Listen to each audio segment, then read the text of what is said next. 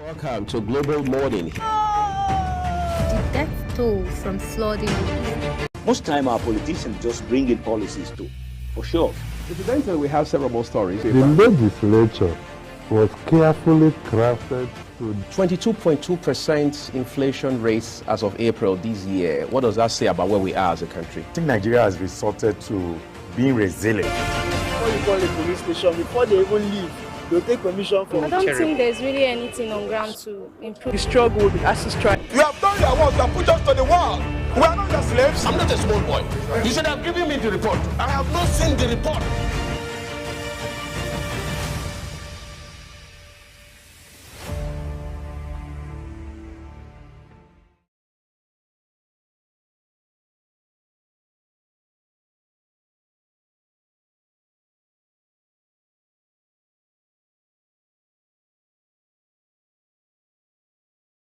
Hello and welcome. It's a beautiful Wednesday and it's Global Morning on Global Television, and I am Jumai Manson. I like to call it a WCW, Women Crush Wednesday, and I will not be doing this alone. But in the meantime, we have great news. Of course, we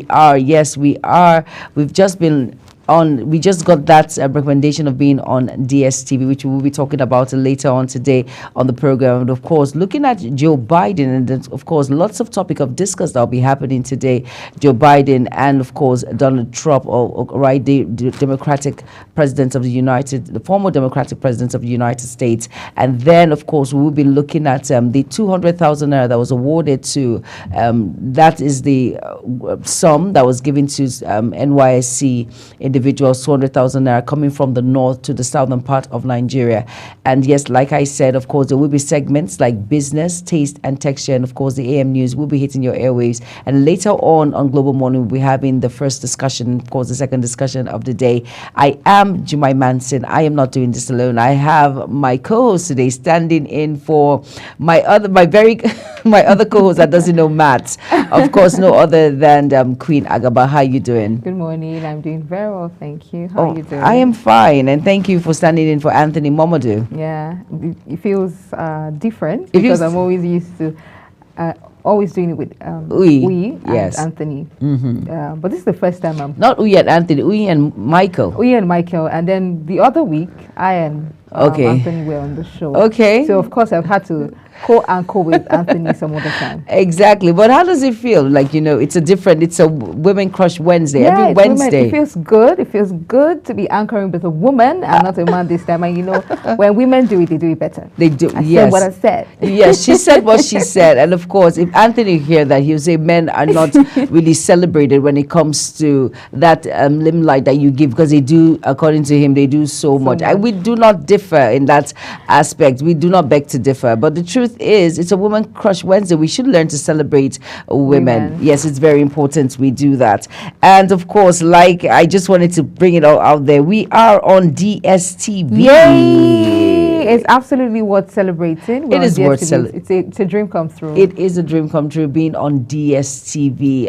It has been a lot of hard work put in it, and of course to our managing director, another person, that Dr. Ibrahim Biu, who has done an amazing work. He didn't give up on this process. It has been a very long ride, and of course we were talking about in the first discuss of the day all the hurdles, how it has been, the journey to where we got to this particular journey of course I will be talking about bringing out the channel once it is launched. But thank God we have affiliations with MultiChoice, and then all our Global Television we watch on all platforms on the MultiChoice, and it's the choice has a located channel. I would not give out the channel now, to Global Television Abuja on its platform, in a letter to the managing director, Dr. Ibrahim Biu, and signed by DSTV MultiChoice head third-party channel Tunde Onokoya. Says the channel is allocated after due consideration of technical and content capability of the television station. So kudos to us. And it says subscribers of DSTV will now be watching Global TV on all MultiChoice platforms, which will be launched later this month. And that is an amazing process for us. That's an amazing win for us, Queen. How does it feel? We're on DSTV, like, yay, everybody. I think it's rewarding. And now we're on DSTV. Yes, Yes, it is. It's a dream come true for us. We've been looking forward to it. It means that we have wider reach. You can watch your favorite programs now on DSTV. Yes, you can. Because some people say it's quite limiting that you're not on DSTV. I can't reach you. Or you can reach us online. You can always reach us online on YouTube. But now you can enjoy our programs with your family, with your friends, and wherever you're across the globe, at the comfort of your home, on your TV. So it's rewarding and it's exciting. It's a dream come true for us, and we are absolutely excited. We're ecstatic. Yes, we are. Yes, we are. And we'll be throwing in more about, if you're wondering, how was it like this journey? Well, you have to stay tuned at about 8:30 tonight, where Queen and I will be talking about how the journey has been trying to be on DSTV. And I wish the MD was around. I really want to put him on this chair for him to tell us how he has been. All right. He's encountered many hurdles, and really, yes, he'll tell you that for free. He'll tell you that for free, and he's always wanted. So it's rewarding. We're particularly excited. All of us at Global Television, are excited. And you can feel the energy in the room this morning. It's different. It's different. And of course, let's not forget the general manager nor the president, Aisha Larry Musa, who did an amazing job with professionalism. We're going to be talking about all of these very professionalism. Exactly. We're going to be talking about and how we contributed to how she did. I call her the strong woman. She is a very strong woman. And of course, kudos to each and every one of us, from the managing director when it comes to news and current affairs, when it comes to managing programs. And of course, assistant managing programs, Michael Adike, and of course, head of sports. Every one of us who put in this hard work. Congratulations to Global Television. Congratulations to each and every one of us out there. Now we're going to be looking at another direction. We know there's a lot of insecurity making round, and of course, I'm going to be having on the program later today one of our very own, who is NYSC correspondent. And yesterday we were fortunate to go to, we were at the NYSC, and we hear so many cases about the insecurity, the one chance that has been happening. But before we quickly talk about it, let's quickly play that one chance video so individuals out there will understand what one chance and insecurity encompass, what it does in our society. Let's go on a quick break as we go over to the one chance clip. Stay tuned.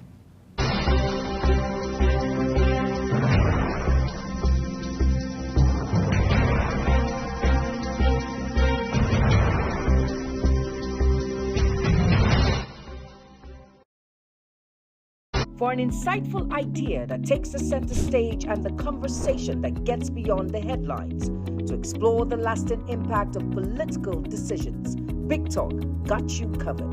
From policy debates to geopolitical insights, from thought-provoking discussions to actionable insight. What is the real responsibility of government? Big Talk delves deep into the heart of the matter.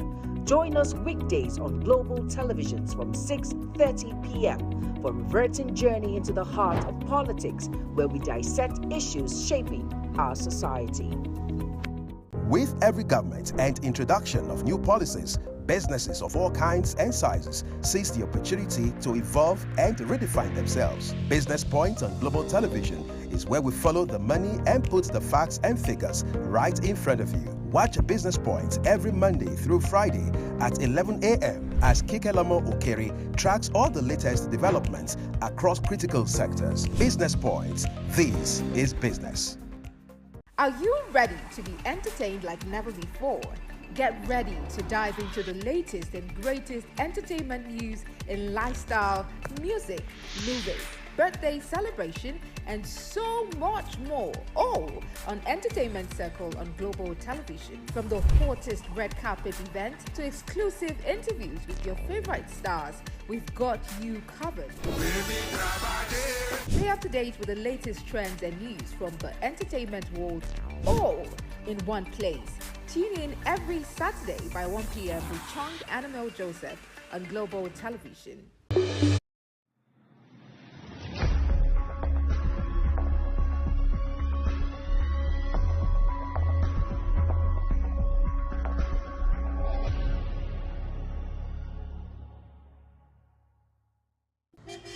An apparently peaceful traffic situation can turn into a nightmarish experience with the activities of the popular but ignoble criminals called One Chance. They are violent criminals who disguise as either commercial drivers or as passengers. The trick is to shout one chance, giving the impression that the vehicle needs only one passenger to move. But jump in and you jump into a pile of miseries. Kabiru Adamu is a security consultant and confirms that this pattern of crime has taken an alarming dimension. It is a common occurrence in most city centers.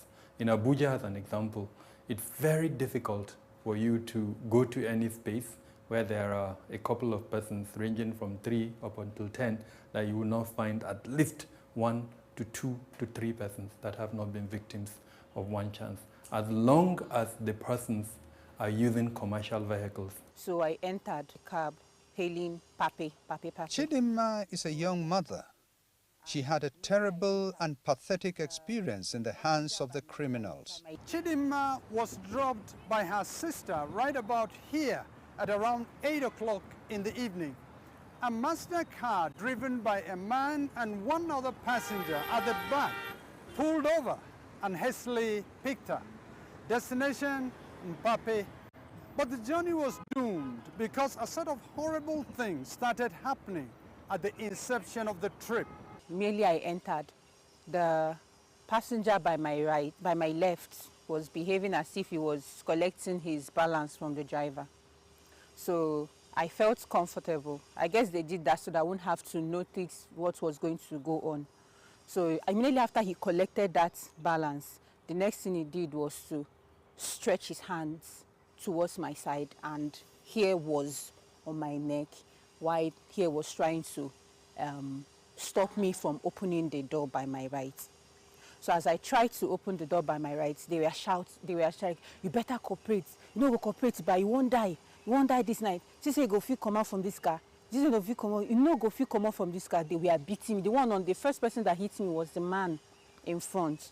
So he punched me with, I don't know whether it was a ring on his finger or a rod. Mainly he punched me. That was when here, the blood started oozing from here. So I was in the pool drinking my blood. Then they now told me, lie down. Okay, lie down.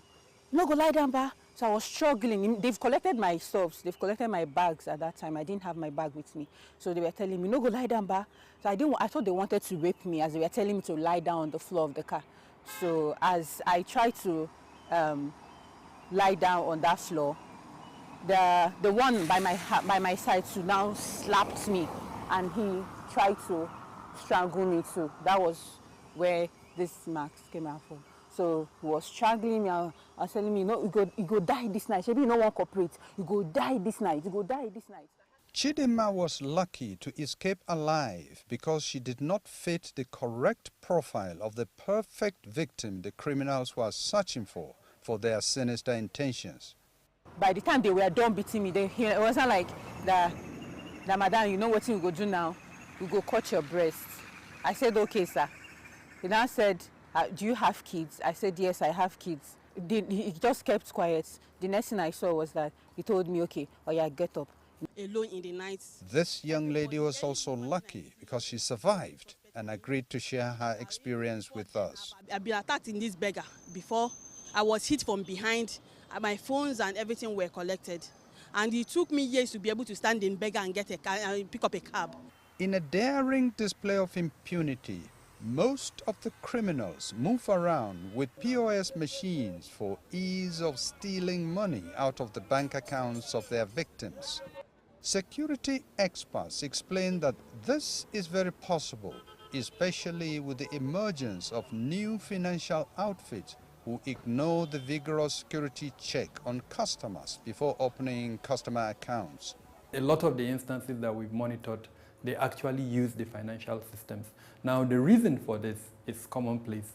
Number one, we do not have a national database for individuals, Nigerians actually.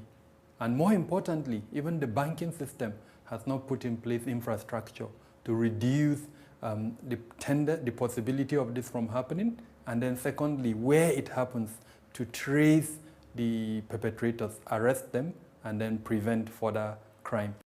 Abuja is Nigeria's seat of government. It is also a bubbling cosmopolitan city that attracts people from every part of Nigeria and even abroad who come mostly in search of economic opportunities. But like many emerging cities facing the challenges of growth, crime has become a major issue. The June 2023 edition of Nigeria Security Report for Beacon Intel, a security consulting firm, shows an increase in crime in not just Abuja but other major Nigerian cities. The FCT Police Command says it is doing its best to fight crime in the territory in order to protect the security and welfare of citizens. We have created a tactical squad called Anti-One Chance, which they have been charged with the responsibility of these one chance activities to wipe away, in conjunction with the DPOs as well. The DPOs are doing on the divisional level, and this squad that I mentioned, Anti-One Chance, has been deployed also to each division. The FCT Police Public Relations Officer says the police needs the cooperation of the victims and other citizens in order to tackle this despicable crime called one chance. Sometimes these modus, they change their modus. Though we've identified the modus they are using, but when they know we identify them, they also change their modus. So when if you find yourself as a victim, it's only wise and advisable that you report these incidences to the security agencies. I actually did not believe that they could do anything about it. That was why I didn't report to them. Our law enforcement agents that do not see this crime as a major crime. We've been in instances where we've monitored this development on behalf of our clients. We will report the cases by providing the telephone numbers that were used in the crime, the account numbers that were used in the crime. The response you get from the law enforcement is that they have bigger challenges. And this is the effort they will use in stopping this is not what the benefit. Victims survive and injuries are treated, but the emotional scar takes a very long time to heal. It took me months, or if not years, to actually recover. And psychologically, everything around me now, even if I enter a cab now, I will start to be conscious of where I am because of everybody around me is a suspect. The one that was repeatedly beating me, I didn't see the one in the front, his face, but the one at the back, I kind of saw his face. So when I see someone that looks like that person, I'll be like, are you sure it's not this man that beat me that night? Kabiru Adamu says commuters should avoid flagging vehicles along the road. Instead, approved and designated motor parks should be used. Anjum Abdullahi, Gilang News.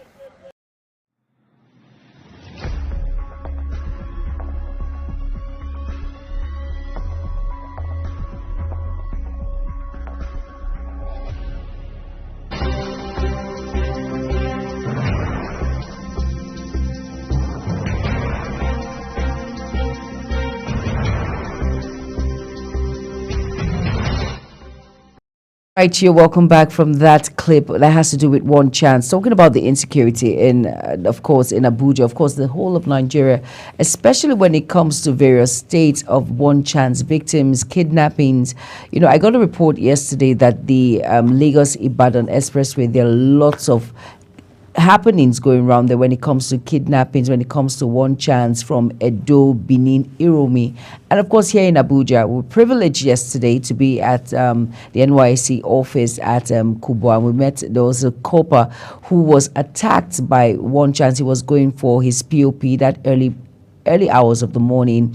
And then the next thing you know, he got the encounter of, he got in a vehicle. Yes, vehicle. Yes, of one chance. And they practically, the way they went for his throat, his guts, you know, trying to, you know, harm him. And then the next thing you know, all over his body, knife cuts, deep knife cuts, veins and all of that. It's such a terrible incident that you see happening, especially when it has to do with some cab drivers. One has to really be careful when a cab driver tells you, I'm winding up and then I need the AC on. You know, that's a red flag. And you're not carrying on the person, you're not carrying on the other individuals. The next thing you know, there's this when the AC is up, the next thing you know, there's this particular smell you inhale, and the next thing you know, you've passed out and you see yourself in another location. We all have to be very, very careful. When different tactics. Different tactics, a lot. Some will tell you, and you know they're all together, just come in. And, you know, we've seen such, some people have not made it alive.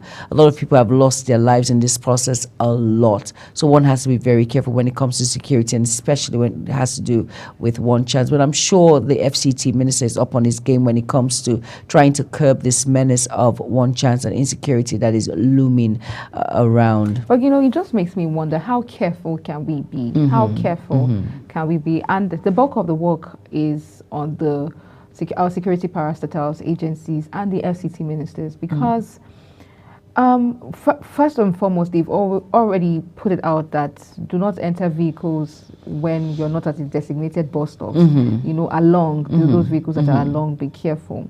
But again, people have to, it's quite a distance from where I'm stopping, for example, getting to the bus stop. I might need to take an along that will get me to an actual bus stop where I will get. And so within that short period of time, you can, maybe if it's a 5 minutes distance or a 2 minutes distance and you get an along that will take you to the bus stop, it can't be a One Chance vehicle. Anything can happen. We've had cases where I personally have entered a vehicle where in a distance of 1 minute, 30 seconds, I discovered that they were One Chance. And I opted to come down, and I was lucky enough to have gotten down. So there are tactics. Some of them might not be, the one I entered, when I entered that morning, they started talking about dollars in the car. That they had dollars in the car, somebody's money. So they started with, the money in the boot. So just different, very tactics. And if you're greedy, there's some for greedy people, there's some for the very vulnerable people. There's some that they take, let's go to a corner. The tactic is, there's a particular money in the car. The other passenger behind is saying that, please, that money, the driver is saying, you think I don't know what you have in your car? You think I don't know that bag you're carrying is money? And then the passenger behind is saying, please, sir, how did you know it's my boss's money? It's my boss's money. Gosh.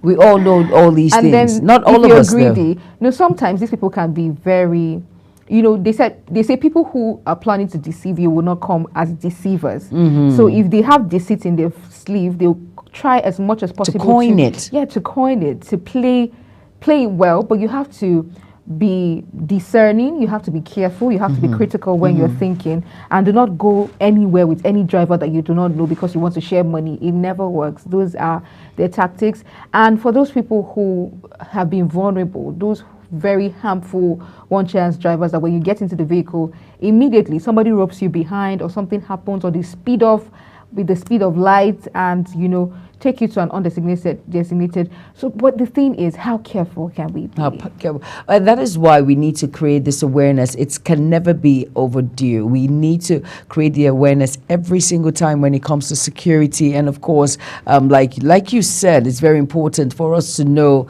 to have that, to be discerned when it comes to issues like this. All right, now we've talked about security, and we're definitely going to come back and talk about more issues, of course, trending issues making round when it comes to the news making rounds of the 200,000 naira to Youth Corps members. We're going to be talking about that, and of course our win when it comes to being a multi-choice DSTV. It's a win-win situation. Yes, it is. All right, at about this point, we're going to go on a quick break on one of the segments, Taste and Texture, and then immediately after that segment, the AM News continues immediately, and then we come back to the Global Morning Show. Do not go anywhere. Sit back, relax. The program continues shortly. This pineapple cucumber smoothie is a bright and fresh breakfast drink. It's sweet, dairy-free, and high in protein. Rise and shine with a big glass of blended tropical fruits, refreshing cucumbers, and a few added ingredients to make this a filling breakfast. Hello and welcome to another smoothie episode of Taste and Texture. I'm Fatimi Abumar.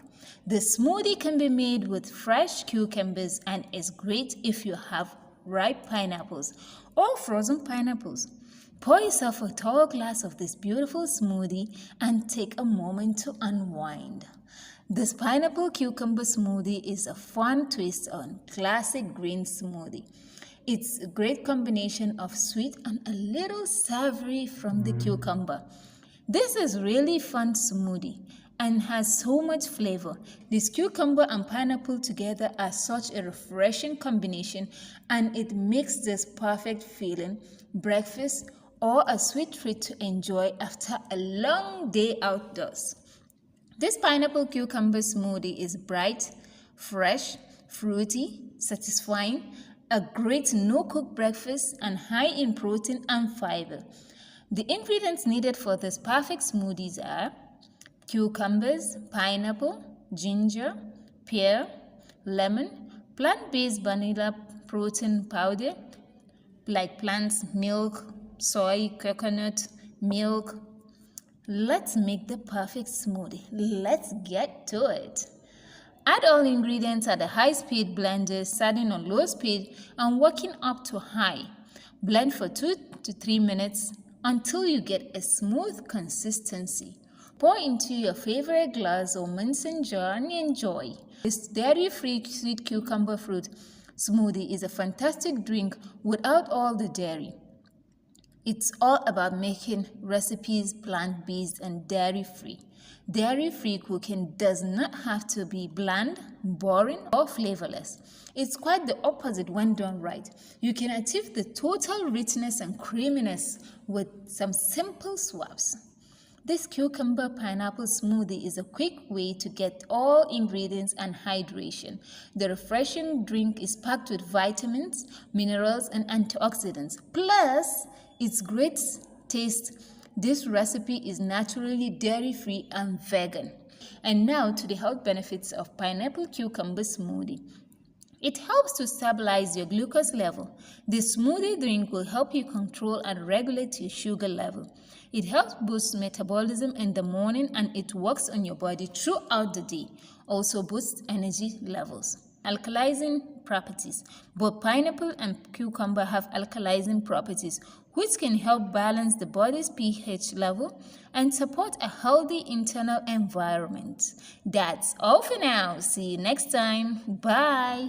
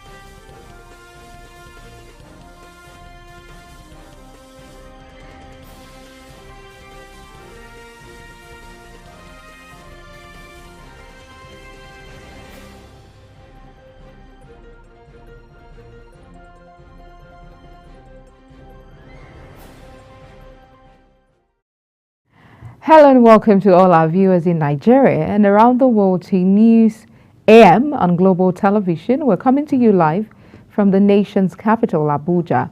I am Queen Agaba. Governor Ahmed Usman Ododo of Kogi State has praised President Bola Tinubu for appointing Mr. Mohammed Shaidu as Executive Secretary of the Nigerian Police Trust Fund, NPTF. The governor, in a congratulatory message to the new NPTF boss, which was signed by the State Commissioner for Information and Communication, expressed gratitude to the President for considering Mr. Shaidu of the well-deserved appointment. The Senate has passed for a second reading a bill seeking to allow all persons, including foreigners resident in Nigeria, the right to obtain and use National Identification Number, NIN. The bill also seeks to replace criminal penalties with administrative enforcement measures to encourage compliance with NIN usage requirements without imposing undue legal consequences on individuals. The bill, sponsored by the Deputy Senate President Barau Jibrin, entitled National Identity Management Commission, Repeal and Enactment Bill 2024.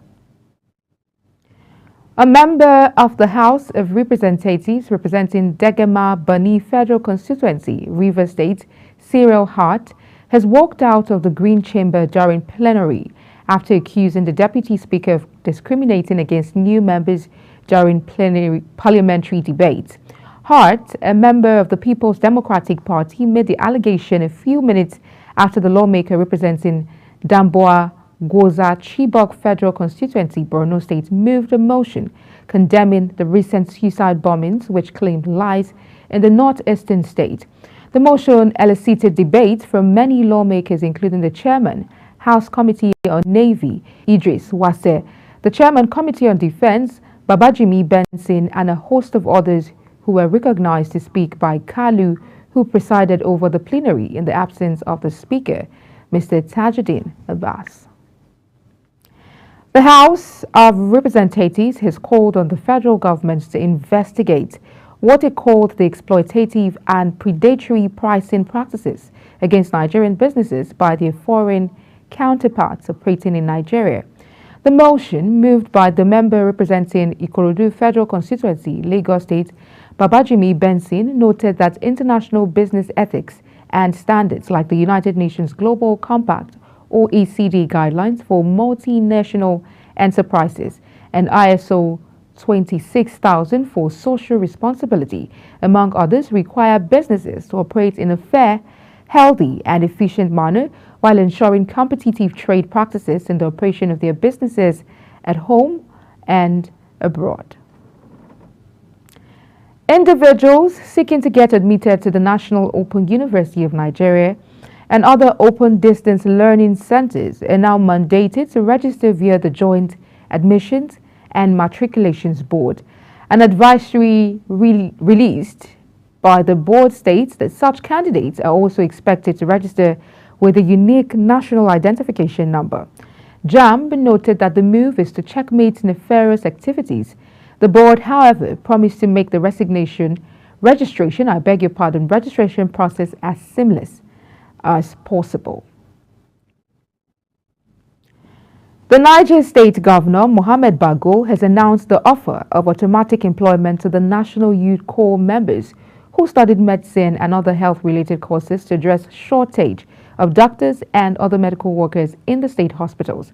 Bago made this known during the swearing-in of 1,600 Youth Corps members posted to the state for the 2024 Batch B, Stream 1 at the Permanent Orientation Camp in Paiko, the headquarters of Baikoro local government area of the state.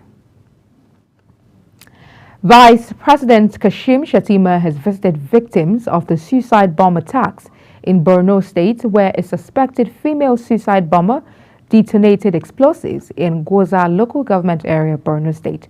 A curfew has since been imposed on Gwoza over suspicion of another attack. During his visit to the Borno Specialist Hospital, Shettima conveyed the sympathy of President Bola Tinubu to the people and the state government. He also said the death toll had risen to 32. DSTV MultiChoice has allocated Channel 365 to Global Television Abuja on its platform. In a letter to the Managing Director, Dr. Ibrahim Biu, and signed by DSTV MultiChoice head, third-party channel Tunde Onokaya, says the channel is allocated after due consideration of technical and content capability of the television station.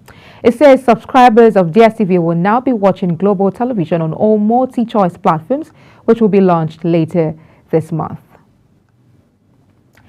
A Delhi, India-bound passenger, Freeman Charles Ogbonna, who was arrested by the National Drug Law Enforcement Agency 3 months ago after vomiting and excreting 80 wraps of cocaine at the screening point of Terminal 2 of the Murtala Mohammed International Airport, Ikeja, Lagos, has been sentenced to 25 years imprisonment by a federal high court. Ogbonna was arrested on March 31st while attempting to board his flight to Delhi, India via Doha with a Liberian international passport bearing the name Car Bismarck. He was taken for a body scan which tested positive for ingestion of illicit drugs.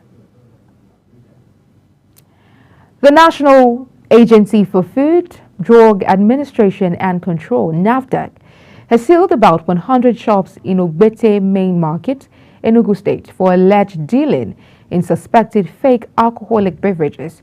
The agency also confiscated a truckload of adulterated products as well as arrested 4 traders.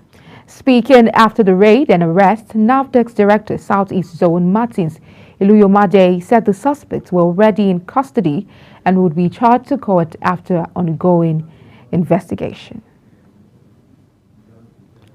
Nigeria's Center for Disease Control has called on state governments to prioritize access to safe water, basic sanitation and proper hygiene practice in the communities to curb the menace of cholera cases in the country.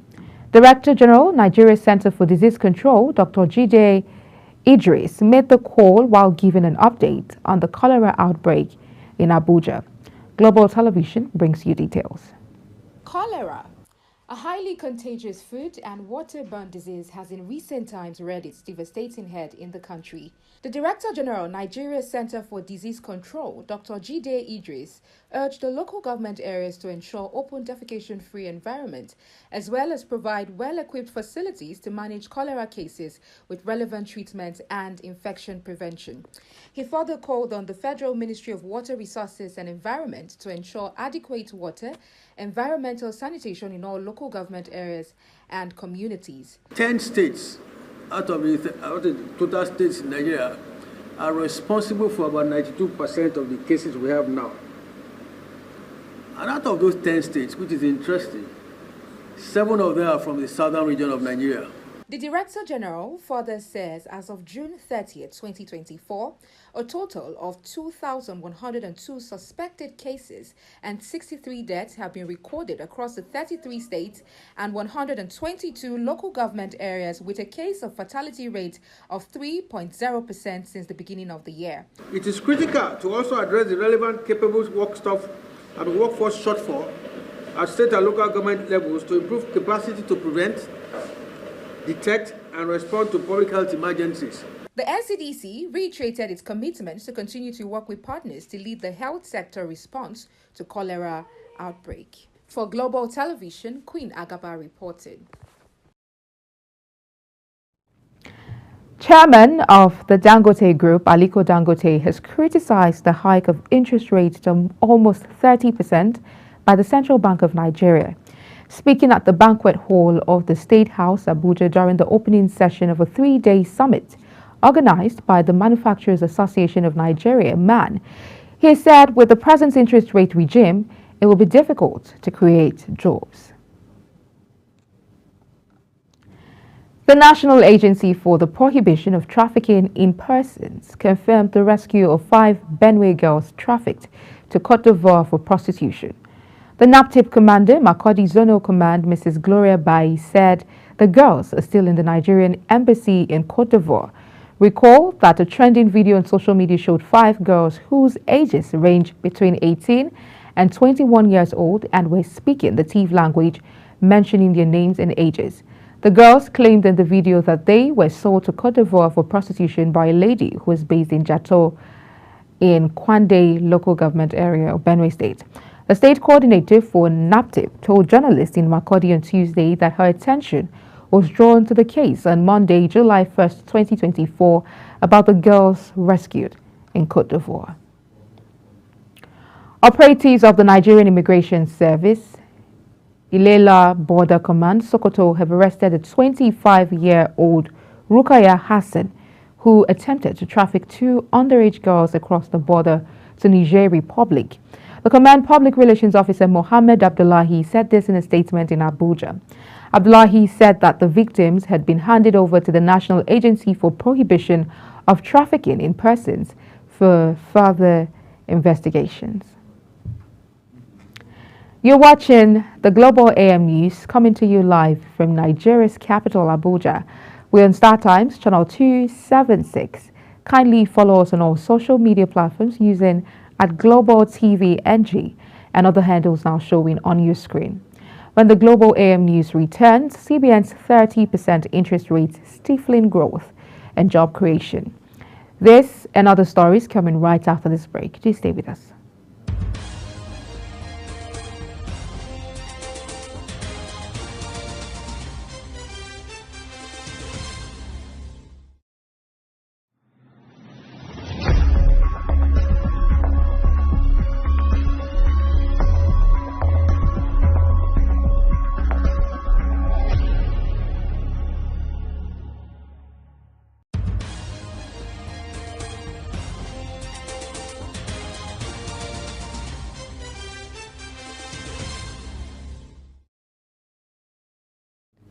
Many thanks for staying with us. Now, if you've just joined us, this is Global Television, bringing you live broadcast of the AM News. Kenyan police fired tear gas to scatter small crowds in the capital of Nairobi after youth activists called for fresh protests following deadly violence during anti-tax hike demonstrations last month.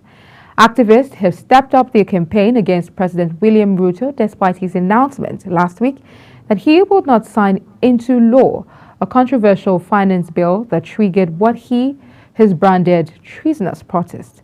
The Kenyan National Commission on Human Rights said that 39 people had been killed and 361 injured during 2 weeks of demonstrations and condemned the use of force against protesters as excessive and disproportionate. On the foreign scene, President Joe Biden has warned that the U.S. Supreme Court's landmark ruling on presidential immunity sets a dangerous precedent that Donald Trump would exploit if elected in November.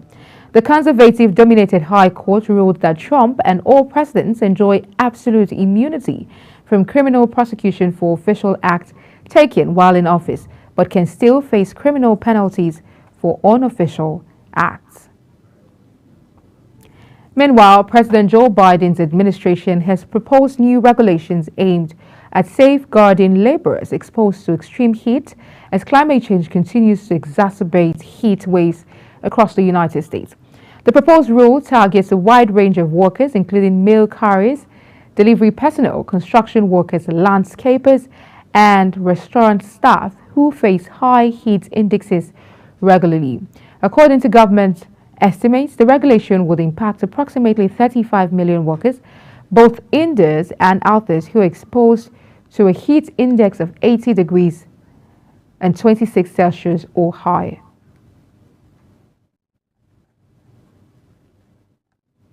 At least one person has died after Hurricane Beryl made landfall in several countries at the Caribbean. Thousands of people remain without power or living in temporary shelters in St. Vincent and Grenadines, Grenada, and St. Lucia. The hurricane was upgraded to a Category 5 and is moving west towards Jamaica. It is expected to hit southeast Mexico by the end of the week. In business, the federal government has approved the exemption of small businesses, manufacturers, and farmers from paying withholding tax as a way of reducing the tax burden on businesses. It also introduced key changes to the previous tax regime, such as reduction of rates for businesses with low margins and measures to curb evasion. The chairman of the Presidential Committee on Fiscal Policy and Tax Reforms, Taiwo Oyedele, in a post on his official X handle, announced that President Bola Tinubu has approved the new withholding tax regime for the country, with the official gazette expected to be signed in the coming days. The Nigeria Climate Innovation Center, a global network of the World Bank's Community Innovation Centers and a member of the Climate Bus Innovation Network, has said that the proposed 10% green tax on single-use plastics in Nigeria would affect production and consumption through increased pricing to consumers and households. In a statement, the center explained that green taxation is a policy tool used by governments to promote sustainable behavior by imposing taxes and fees on activities that pollute and degrade the environment. It said embracing circular economy principles could enhance economic resilience, reduce dependency on finite resources, and foster sustainable consumption and production patterns in the country. Alhaji Aliko Dangote, the president Dangote Industries Limited, has criticized the Central Bank of Nigeria, CBN's 30% interest rate, warning that such industry policy is capable of stifling business growth and job creation in the country. This is as the business magnate also prefers solutions to sustaining existing local and foreign investments, as well as attracting new investors into the country. Dangote made this known in a keynote speech delivered at the opening of a 3-day Nigeria Manufacturers Summit with the team Rethinking Manufacturing in Nigeria. In sports, Italian reports say Premier League giants Arsenal are preparing to make an offer for Nigerian striker Victor Osimhen after Napoli reduced their asking price. The Gunners, who finished as runners-up in the 2023 and 2024 Premier League season, are now ready to negotiate with the former Serie A champions Martino. Martino stated that Napoli are no longer insisting on the 120 million euros release clause included in Osimhen's new contract signed in December 2023. Jude Bellingham is to be investigated for a potential violation of basic rules of decent conduct and faces a possible ban after he made a similarly crude gesture following his dramatic equalizer against Slovakia on Sunday night. Union of European Football Associations, UEFA, has launched a disciplinary probe amid claims the England star directed his gesture towards Slovakia bench in Gelsenkirchen. The player himself was quick to take to social media to point out that the act was an in-joke aimed towards close friends who were in the stands. Cristiano Ronaldo has so often been Portugal's saviour that potentially becoming the villain brought him to tears. The 39-year-old superstar was shown crying after missing a 105th minute penalty in the Selakos Euro 2024 last 16 victory over Slovenia. Despite multiple attempts at goal and then Jan Oblak saving his spot kick, Ronaldo could not pierce Slovenia's sturdy defensive wall, and eventually the match finished goalless across 120 minutes, leading to penalties. Taking Portugal's first spot kick, this time the former Real Madrid hitman did find the net, and his team triumphed 3-0 on penalties after Diogo Costa saved all 3 Slovenia efforts. Chelsea has secured the signing of 18-year-old Marc Guiu from Barcelona. The Blues triggered the striker's €5 million release clause, and he has now signed a 5-year contract with the option of a further year. And that's it on the Global AM News, and it came to you live from Nigeria's capital, Abuja. We're on Star Times, channel 276. Kindly follow us across all social media platforms using @Global TV NG and other handles now showing on your screen. I'm Queen Agaba. Thank you for watching. See you again.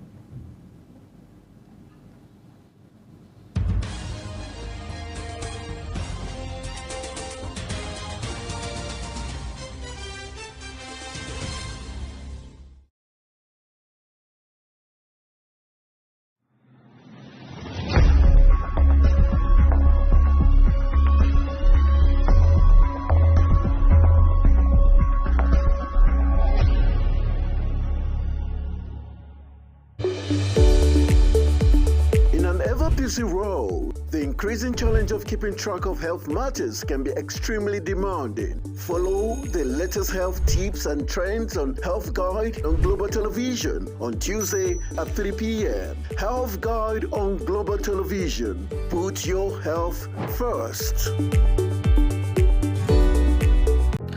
Get ready for it. Inside Today brings you issues relating to family, peer pressure, drugs, substance abuse, societal and topical issues making rounds.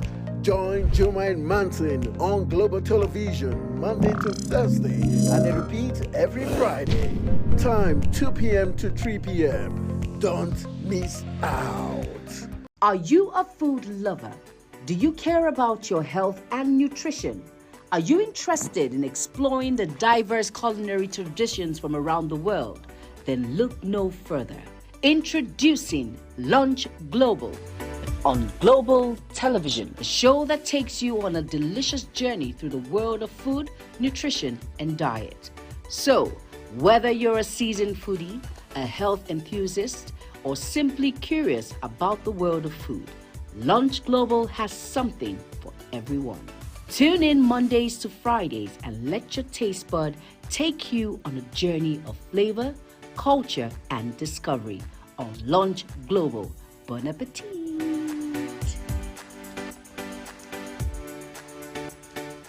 Time check. It's midday. Then it's Midday Discourse. Midday Discourse is a program that covers trending local and international news, current issues, and human-related topics. Join Samuel Odi weekdays 1 p.m. on Global Television. The discussion starts here. It's time for sports' biggest moments on Global Television. The headlines, scores, breaking news, and commentaries on sporty events. Talking with the biggest players, strikers, and about the slam dunks and goals, stunning saves, near misses, and upsets. Let's talk about the greatest home runs, comebacks, knockdowns, and victories. Talk sports with the king of sports, Anthony Momodu. Weekdays, 10 a.m. Don't miss out.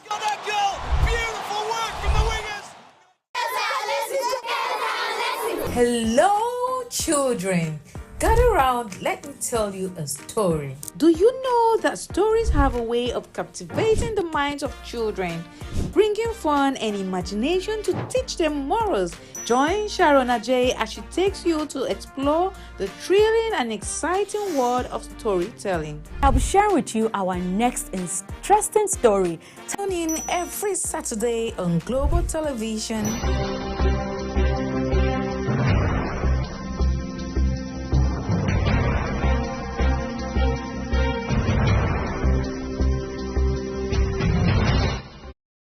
All right, you're welcome back from the AM News by Queen Agaba. Up next is business news with our very own Kikelomo Okere. Stay tuned. Debt instruments dominate capital importation into Nigeria in the first quarter of 2024, marking up 94% of inflow.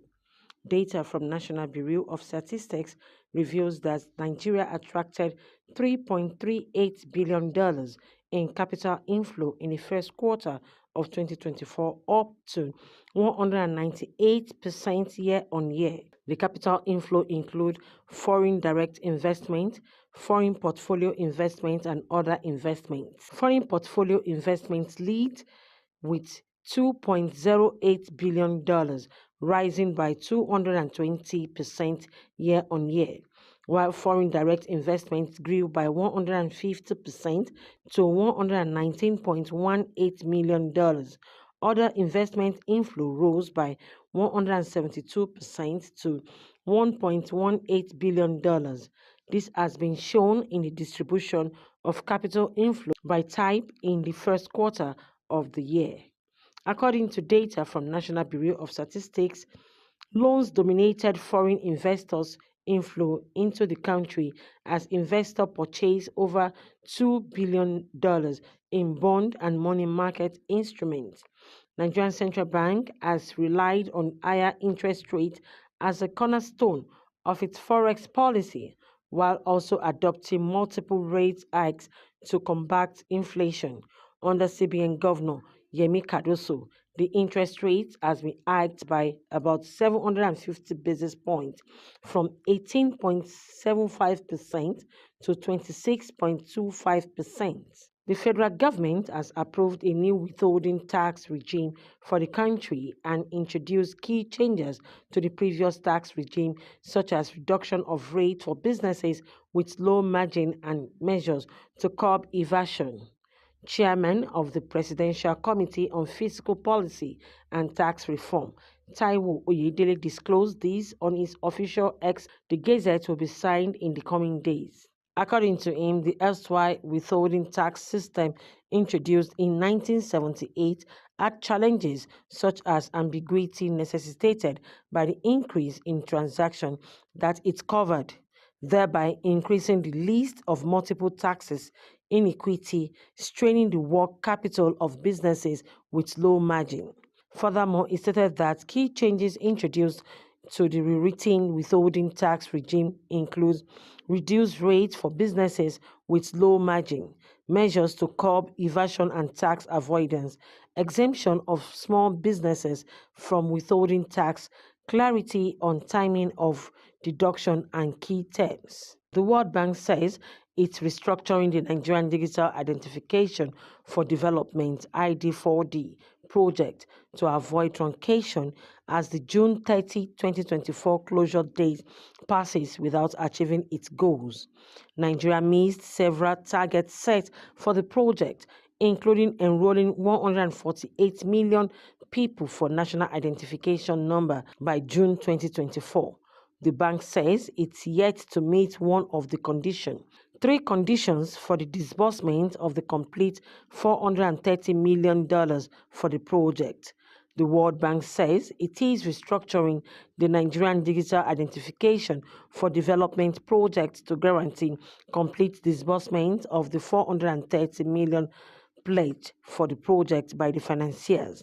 According to the bank, the restructuring became necessary as the co-financier, the French Development Agency, and the European Investment Bank have threatened to cancel their financing if the World Bank ceases to be the implementer of the project after June 30, 2024. Initial dates for the project. Under the financing plan for the project, which was approved by the International Development Association in 2020, the French Development Agency is to release $100 million and the European Investment Bank is to fund it with sum of $215 million, while the International Development Association, an arm of the World Bank, is to add $115 million.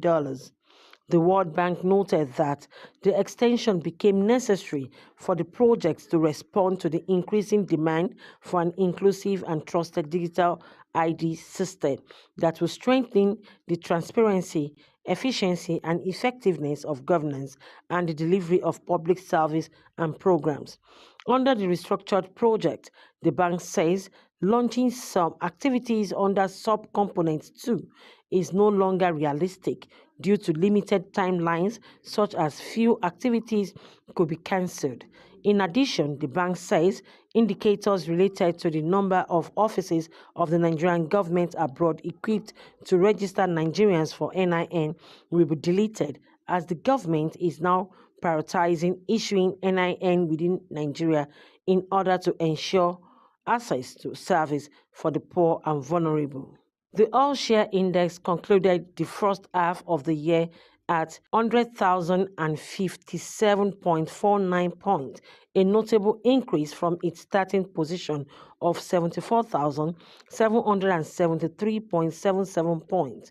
The growth posted by the NGX in the first half of 2024 is about 12.09% points lower than the 45.90% growth posted by the NGX in 2023. It also represents a 14.85% point from the 18.96% growth posted by the market in the first half 2023.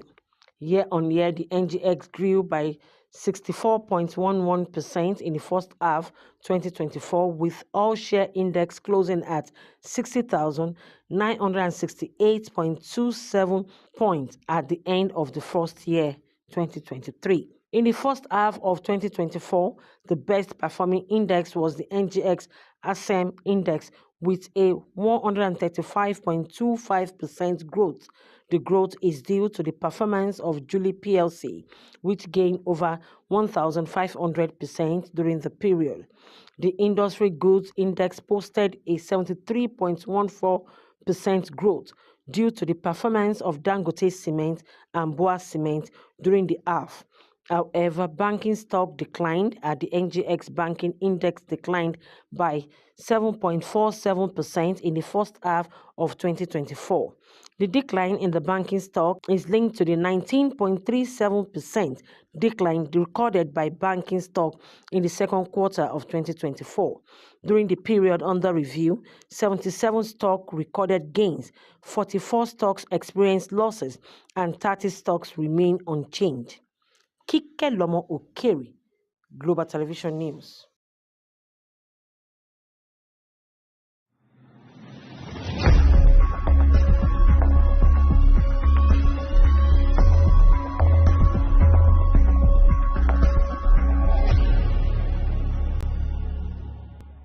Are you a food lover? Do you care about your health and nutrition? Are you interested in exploring the diverse culinary traditions from around the world? Then look no further.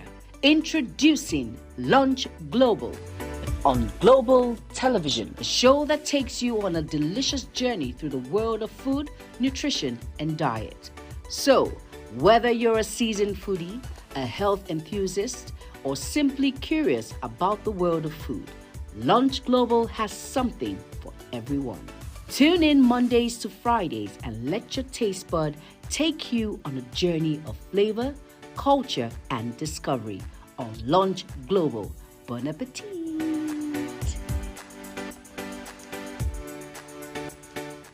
Time check. It's midday. Then it's Midday Discourse. Midday Discourse is a program that covers trending local and international news, current issues, and human-related topics. Join Samuel Odi weekdays 1 p.m. on Global Television. The discussion starts here.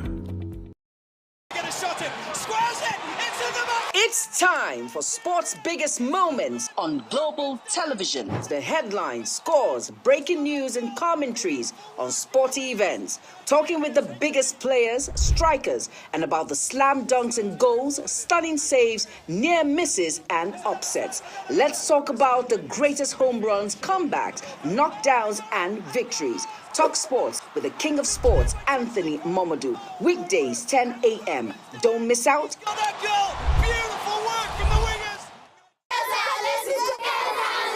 Hello, children. Gather round, let me tell you a story. Do you know that stories have a way of captivating the minds of children, bringing fun and imagination to teach them morals? Join Sharon Ajay as she takes you to explore the thrilling and exciting world of storytelling. I'll be sharing with you our next interesting story. Tune in every Saturday on Global Television, time 5:30 p.m.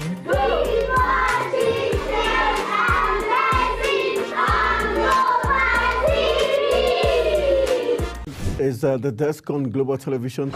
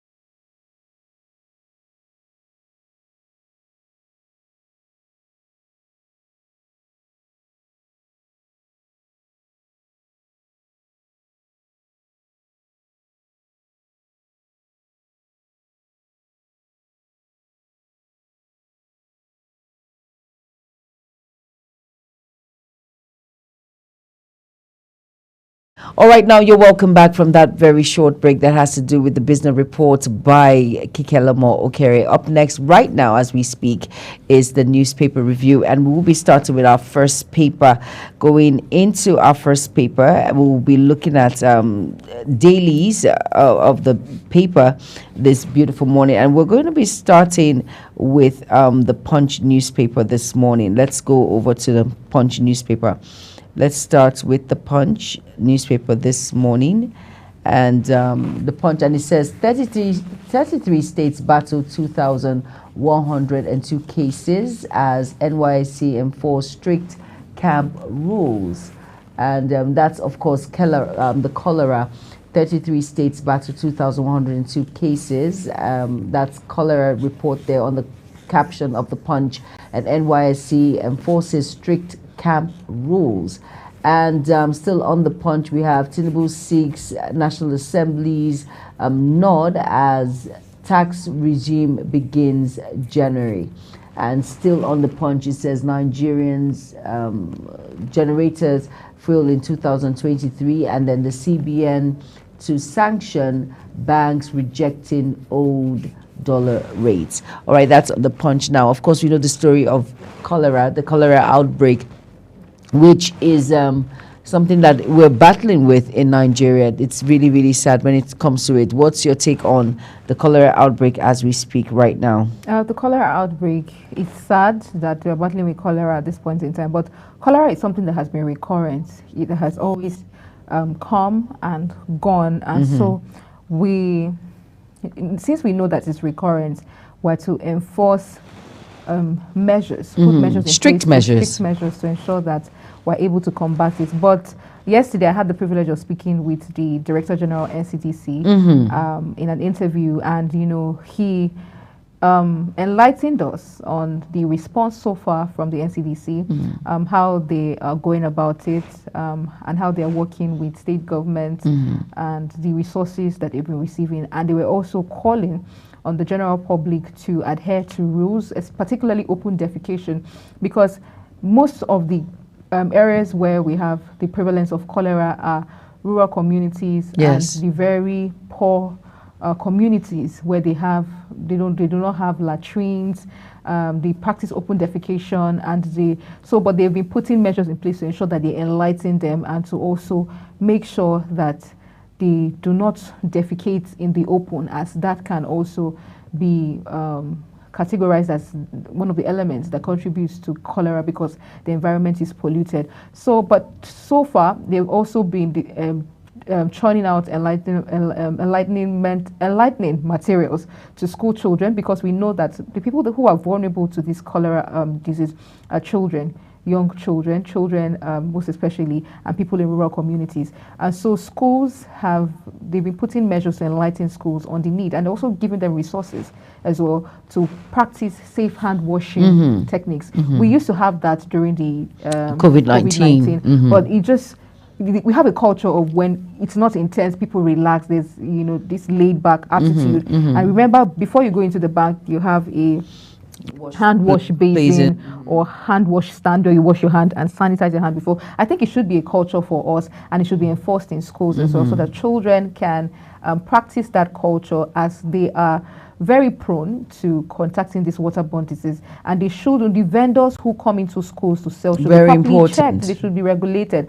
We know that we cannot regulate all of the vendors. We have roadside vendors and all that. So we owe ourselves that responsibility as adults and individuals. So first of all, take care of ourselves. While the government will play their part, it is your priority. It is of utmost importance to you to ensure that you look out for your neighbors, look out for yourself, particularly what you eat.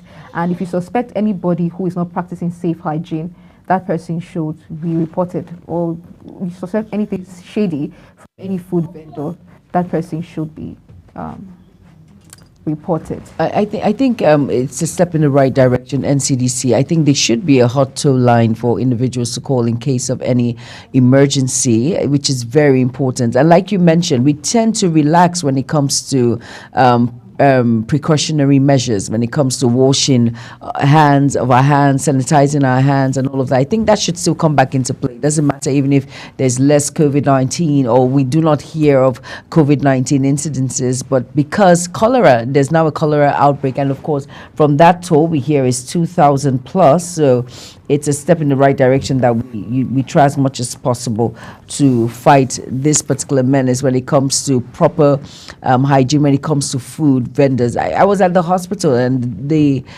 I was complaining about some snacks that are being sold in school, and I was asking the student then, I said, are you sure this person that you're buying all of these snacks from, the person is clean, the person has taken the right precautionary measure? And the doctor said, just buy packaged snacks. I think vendors who sell roadside snacks, food, they should try and package these things. Not in the open. Not in the open because of flies and all of that, because of course you know that cholera is an airborne disease, and we have to be extremely careful when it comes to that.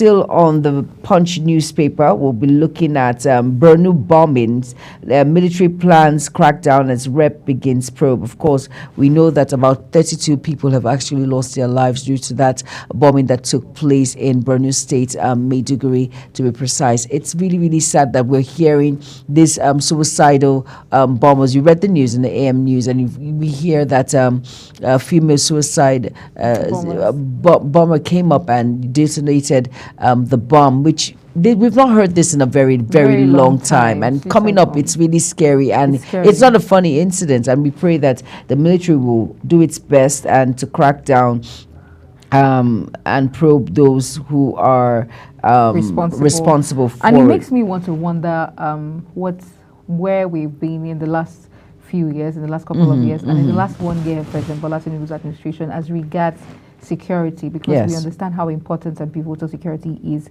for the country. So this is a wake-up call as well. We know that the men in the force, our security agencies and parastatals have been on their toes. They've been having seminars, stakeholders meetings on strategic ways they can combat this menace of insecurity.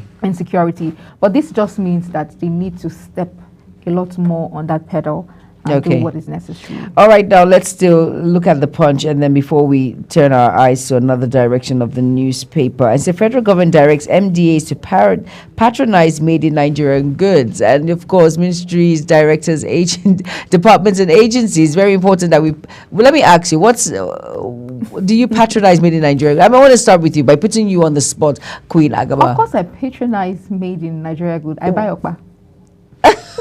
And Okpa is made in Nigeria. We're not talking about the food. I'm talking about clothing, shoes, bags. But that aside, I patronize made in Nigeria goods. I do. But you know, we have a culture of once we say that it's from Dubai, we say it's from the US. Exactly. And all that it is from. It's more superior. But we should be. Believe me, we have a lot of Nigerian producers, manufacturers who are doing amazingly well. Yes, they are. We have Nigeria has talent. I think we need to imbibe that culture where we need to look at what comes out from us as prestigious, you know, and they say a prophet is not respected in his hometown, but even people from Dubai love their products.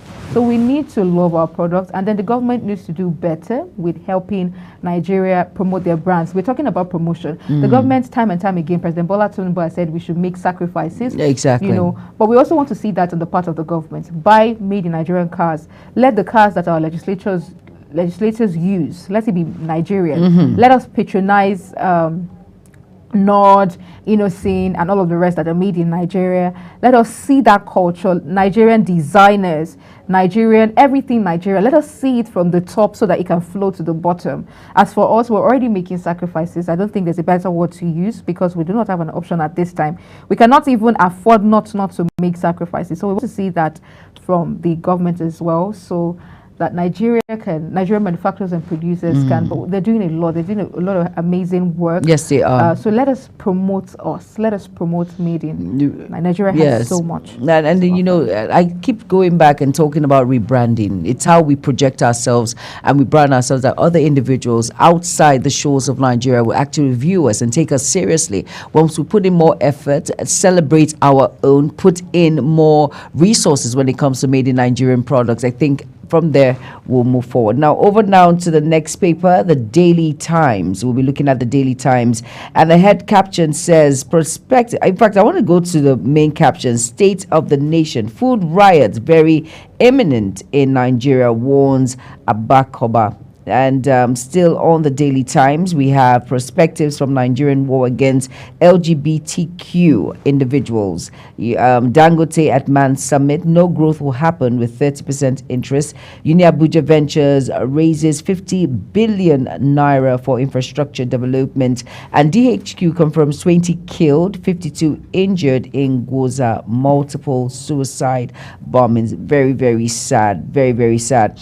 Now, let's quickly look at food riot very imminent in Nigeria, warns Abakoba. Now, the food riot, what's your view when it comes to that? We already know that there's a high cost of living in Nigeria. We know that there's a high cost of food. A lot of food is food is on the rise now. Rice is about 70,000 naira.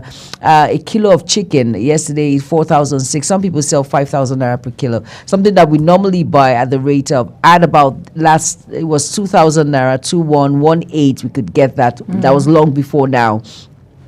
A very small tube of yam, 3,000 naira. You can't get 2,500. And as of last week, 2,500. But now, as of yesterday, 3,500. And some will tell you it depends on the size. There are bigger size that you can get 4,000, 7,000. And I'm not talking about a whole bunch of 5. I'm talking about one. So this food riot is scary.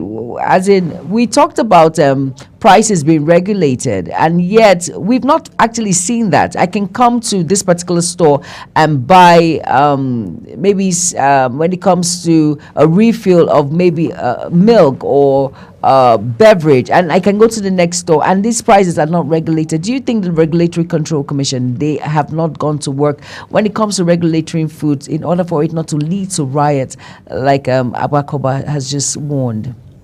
I think the Regulatory Commission has a whole lot of work to do, but on their end, it depends on the exchange rates and how these people buy these food items for. But let's talk about the products, our Nigerian products. The gari we make here, the beans we make here, the rice and everything, food items, palm oil and all of that. The manufacturers, farmers would most likely consider a whole lot of things. But I agree that we need to be regulated. It needs to be regulated. Yes. But there are factors that have come in that have made these things expensive. Talk about the cost of fertilizer, talk about insecurity, transporting this food, storage also. You don't want to know how much farmers lose because of storage. That's true. And in the course of transporting these perishables, tomatoes and all of that, from the farms to various states where they're going to have to take them to, it costs a lot in terms of logistics. Yes, and some of them, because of the long distances, I've had to see trucks stop on the roads because malfunction, bad roads, and these trucks have to carry or are carrying perishables, so they have to stay there. If there's a way we can have vehicles that have cold rooms in them, cold, freezers and all of that, so that this bulk of farm produce can be properly stored and delivered in good condition. So sometimes you go to the market and then you see a whole lot of spoiled tomatoes. And then let me point out that when we have these spoiled tomatoes in the market, this is also one of the causes of cholera. We have, because of how hard things have become, we have women who come and buy them. They call them baje, and buy them. And these people are food vendors. So rather than, because these things are now cheaper because of the when you say baje, are you talking about the esha, the one that you pick that are very soft and spoiled? No. I'm not talking about that. There are some tomatoes they call baje, that means spoiled. You most likely must have seen them rotting. So you have people, women who come and buy them in baskets. Wow. Because they want to make immediate use of it. So they come, they buy it, they tell you that they wash it and then cook with it. And if you cook with it, because it's spoiled, and they say spoiled tomatoes, when you start seeing the mucor around it, it's very deadly, no matter how you wash it, how much. So it's best you just do away with it. But because these tomatoes, the farmers don't want to run at a loss, complete loss, they just sell it out at ridiculous prices. They give it out, and then you have people who come and buy them and they wash it, and you hear that disease, they kill black man. you just cook it, or once it enters the fire and all the germs are dead. All the germs are dead. But no, there's something in biology that when the tomatoes get rotten, it can be deadly to your body. Food yourself. Poisoning. Yeah, and it also could be a trigger for cholera. Yes, it can. And then we're talking about the outbreak of cholera. So these things, they are intertwined. They trigger as well. So prices need to be regulated quite all right, but effort needs to be made to make farming and the agricultural value chain easy for those who are involved. But looking at it critically, Queen, let's be fair. I know the farmers have been through a lot. They've gone through a lot due to the fact that there's so much insecurity in all of these places. These farmers are scared to go to their farmlands because of these herders that we hear of, the attacks that has been happening to them, the slaughters that, they have been killed and all of that. Don't you think that is part of it? I think the first thing to do is to curb insecurity. So that farmers can actually go to their farmlands and actually harvest their farm produce, because now most of the farmers are now in the urban areas, not in the rural areas, not in the urban areas anymore, because they have the fear of the death toll and all of that. But looking at it critically, most of our farm produce, like you said, are made in Nigeria. Fertilizers we get here, we don't get it outside. So why so much hike in the price? But what you said when it comes to transportation, look at fuel subsidy. The removal of fuel subsidy, I think, has added. It's part of this problem in which we have when it comes to transporting these locally made Nigerian goods and regulation when it comes to. Come on now, this is Gary we're talking about. This, they say Gary. I remember buying Gary, a pin rubber of Gary for 350 naira. Oh, yeah, I remember that. But now, right, my best Gary is Ijebu Gary. I'm not promoting Ijebu Gary, but we know now when you have it with the cold water, milk, exactly. Oh my goodness, it just heaven. But now Gary is luxury. I bought the paint plastic of Gary, Ijebu Gary to be precise, for 5,000 naira. 5,000. And then that's just a special kind of Gary that gives you that sour, really nice taste. But compared to the yellow, the white that you make we make with the normal eba that we eat, it's quite disheartening, because in the Pigeon Palace, that's the poor man food. The one that you're talking about should be Ijebu Gary. Yes, Gary Jebu. But others, that it's still expensive. It's still very, very expensive. It's not affordable. Ijebu Gary was the one I bought for 350,000 naira. Oh wow! I bought normal Gary at that price. Is alarming. Like, how did it? It is. Look at Irish potatoes. Yes. Irish potatoes, the little basket. The last time it was 11,000 naira, then rose to 18,000 naira. Now I was talking to there's this person I know, and he says, but I don't eat. What's my business with Irish potatoes? I'll just eat what I can afford now. Now it's mostly carbohydrate. The sacrifices Nigerians make, we expect. But for the most part, I think for Monday and Tuesday, the most part on this show, when we are anchoring, we hammer on insecurity. It's one thing that I've always talked about. It's very important. Because I say no nation can thrive outside of security if there's insecurity. I mean, what are we talking about development for? People are losing their lives. That's the first thing you should curb. Yes, that's the first thing. And farmers cannot farm if they're not secure. No, they cannot. And I've always talked about communities that they've had to exit completely because of headless clashes and clashes. And the war, the killing of farmers, even in their communities. Imagine an entire village running away from their village because their lives are not safe. Exactly. Running away from their farmlands, such massive farmlands.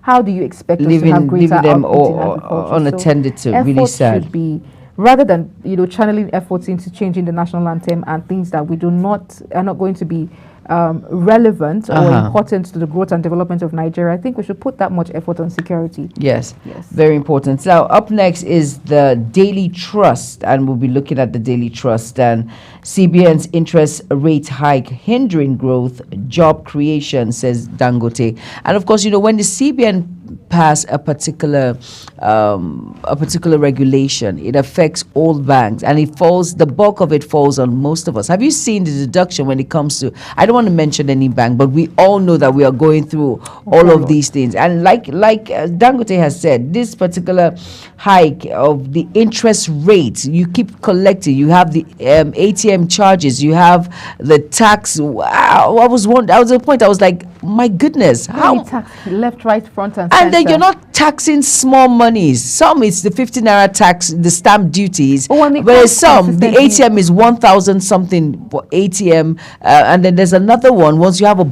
large bulk of money, you see some taking out as much as 13,000, 11,000 naira, 18,000 naira from one's bank account. And these rates actually fall on us, we the masses. So I think there should be a regulation when it comes to CBN should just try as much as possible to bring it into, because a lot of people are going through a lot and some people are still coming out from a lot. So there should be regulations when it comes to these interest rates in order not to hinder growth of the growth of Nigeria, and of course job creation, which is very important. Pivotal. The next is The Guardian. We'll be looking at The Guardian newspaper. The front page of The Guardian newspaper, we have quite a number of stories. Yes, we do. Big story here, we have proposed measures rattle MDA's lobbying intensifies at National Assembly.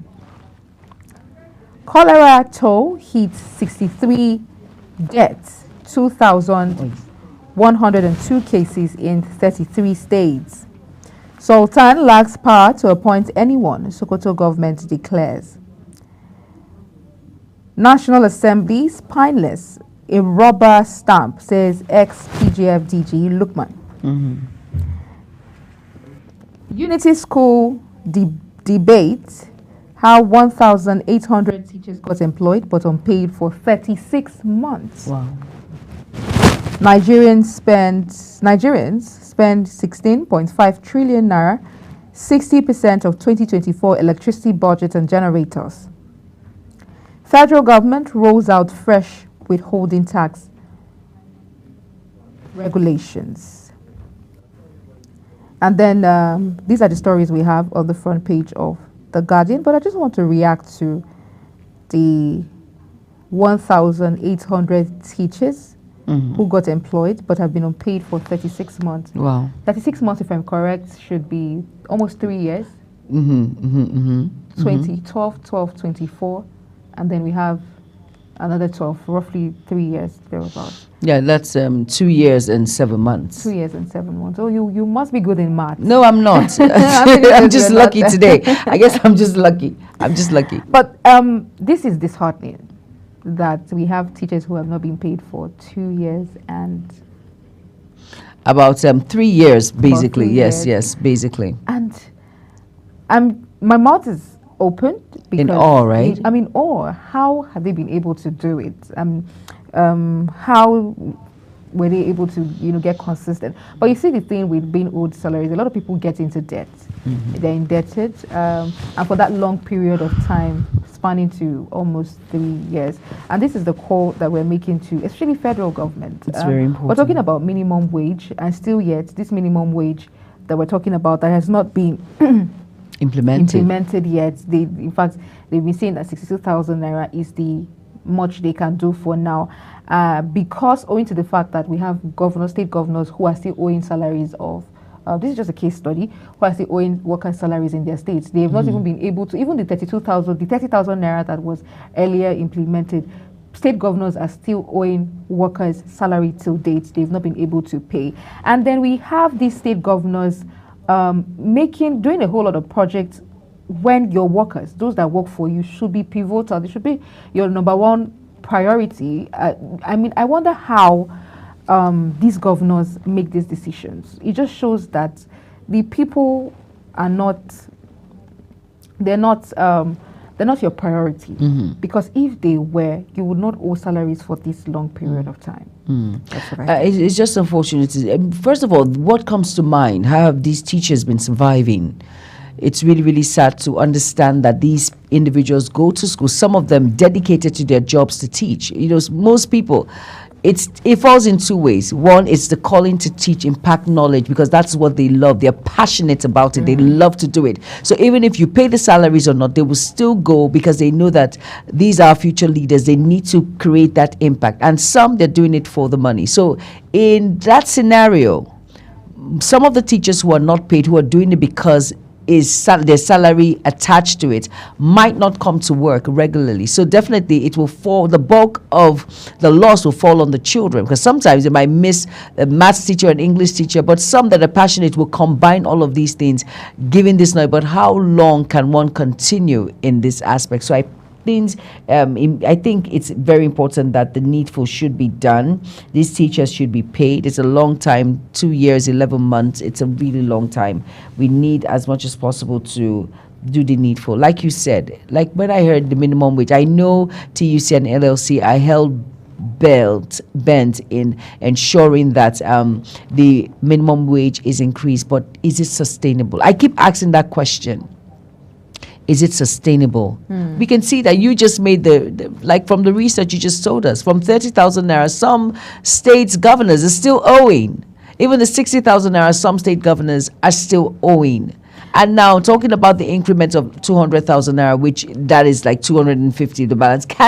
Is it sustainable? This brings me to say that the states have the money, the allocations for the states. Who are your priorities? We have a lot of states funding projects that are really very unnecessary, very unnecessary, where workers are still owed salaries. The workers should be your priority. It is sustainable if state governors will set their priorities right and do their due diligence, do what they are appointed in office to do, and make sure that the people are focal to you, are very important to you.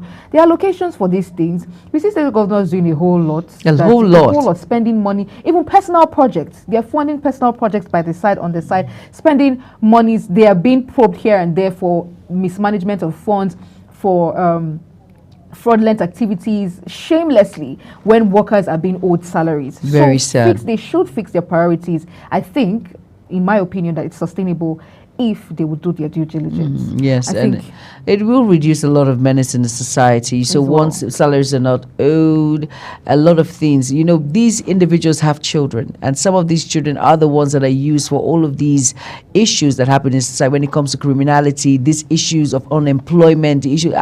When you look at the report in security matters, you see where these criminals are being raided, and they tell you their husband and wife, there's no job, so this is the fastest way out, which is not the legal way. I do not support it in any way.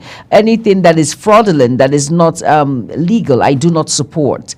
But they tell you, they always bounce back that there is no work. It's the problem is things are not rolling as it should be. So these are the excuse people will give when salaries are not paid and it's not looked into. All right, now let's move over to the next paper, and we will be looking at the leadership paper at about this point. Queen, you'll be helping us to read the caption. The leadership has not too many stories, but big story here says, high energy tariffs. Universities can generate own electricity. According to experts, Rider says, query capacities of engineering and water resources faculties. We can't place ivory laws on special tariffs, according to these schools. And here we have Senate to decriminalize non-use of national identity number. And federal government exempts farmers, manufacturers, SMEs from withholding tax. Do you think that's a step in the right direction for farmers and manufacturers and SMEs to not withhold tax? I think it's a step in the right direction. I think it will create this impute of, for me, it will create a lot of creation when it comes to, because these revenues, this tax are actually used for the benefit of the country. It's not just used for one purpose. It's used for revenue generation and all of that, creation of job employment, and it's good. It shows accountability, because you have to pay your tax. Funny enough, in one big way or small way, we pay tax. So I think everyone is to key to that, and everyone is entitled and should pay tax. They shouldn't withhold tax.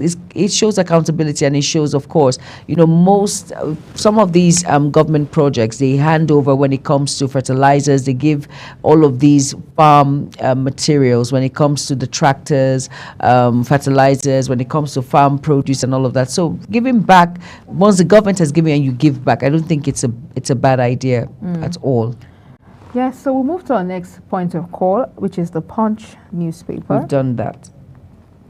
Okay. We've done the Punch. I think let's move over to the Nation newspaper right now. And like you said, will you help us with the Nation newspaper? Nation newspaper has not too many stories as well.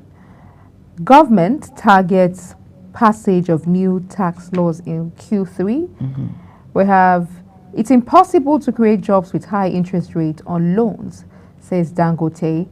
And Vastis face another round of disruption. Declared July 13, Wole Soyinka Day. Alake urges federal government. These are the stories we have on the Nation. Let's look at this day now. Okay, let's look at this day. But I really wanted to talk about quickly about universities generating their own power. I'm sorry, I'm taking us aback a bit, but really, how possible do you think it is for universities? They should be able to. When you look at the monies they get, the tertiary institutions, the monies in which they get from fees and all of these little allocation, they should have their own power away from to have 24-hour light supply. Other schools I know we cannot compare ourselves to advanced countries. It's a step in the right direction for us to, because there are so many individuals in the university who actually have the knowledge, in which we have young minds who can come together and tell you that it should go in this right direction. You'll be shocked. For me, I think they can do that if they put their mind to it, basically. Yes, for me, that's what I feel, and that's what I... At least we should be able to put to work the brains that we produce, exactly. Even the students as well, who can work in such power plants. All right, we're looking at This Day newspaper, and here it says, Melikere to IOCs, Nigeria will produce its oil, won't wait for you. Okay, and still on This Day, it says Shettima, federal government seeking policy framework roadmap to revamp manufacturing sector. I think this is a step in the right direction to revamp the manufacturing sector when it comes to the textile. We need, then we had so many textiles that were being manufactured, and most of our manufacturing sector is not, it's nothing to write home about at about this point. And here it says Southeast governors presses for economic integration in Nnamdi Kanu's release. And still on This Day newspaper, it says pushing for regional security and economic integration of Southeast. And the caption says federal government issues fresh regulations on deduction of withholding tax at source. And still on the Punch, still on This Day newspaper, and then we're looking at, let's talk briefly about Shettima, federal government seeking policy framework roadmap to revamp manufacturing sector. That's in the words of Shettima. How well do you think that will play out to revamp the manufacturing sector? How do you think it's a step in the right direction to create revenues for us in Nigeria, create more job employment? I think we should put in more. We should put in more when it comes to our manufacturing sector of our textiles. It's very important. Yes, I think at this point, I think it's not just to talk about revamping the manufacturing sector, but it's to put in the work. We hear a lot about we're seeking policy framework, we're doing this, we're putting measures in place to ensure that. Can we see the action play out? Take, for instance, Aba, where most of the manufacture, we have one of the biggest manufacturing markets in Nigeria, the biggest. The road that leads to Aba is dilapidated. Can we fix it so that there would be easy passage of, you cannot have such a large market hub in Nigeria and the road that leads to that market is not in good condition. That's a step in the right direction. Can we talk about fixing the roads that leads to that market? Can we talk about equipping? Let us see it so that, because these people transport most of the things you see, they should be empowered. Most of the textiles, the clothing that we see come from that market. A whole lot happens there. A whole lot. So let us start with that first of all. Let's can we, particularly the road that leads to the market where a lot of people transport things to They're different goods. parts It's of the exactly. country. Let us revive that hub and pump it, and put it, make sure that the investment there. But I think that this he's saying, if it will be implemented, the policy framework is a step in the right direction, so that, because here we are talking about embracing and advocating for made in Nigeria products. So this is a step in the right direction, putting this policy framework in place to ensure that the manufacturing sector is revived.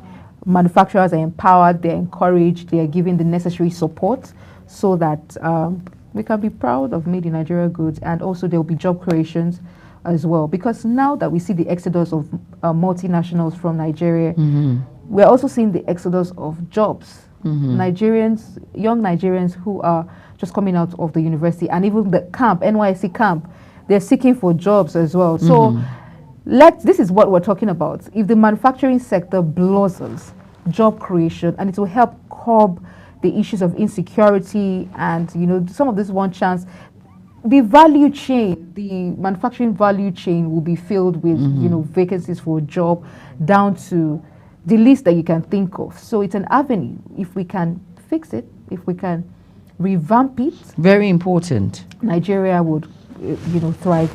I like the fact that we need to revamp a manufacturing sector when it comes to, like I said, the textile companies need a lot of revamp. We need some of our dams need to be revamped. We know that we're going to have the dam for steady light. We have been talking about Jaja Okuta for a very long time, but I feel this is a step in the right direction. Let's see how well this plays out basically. And then next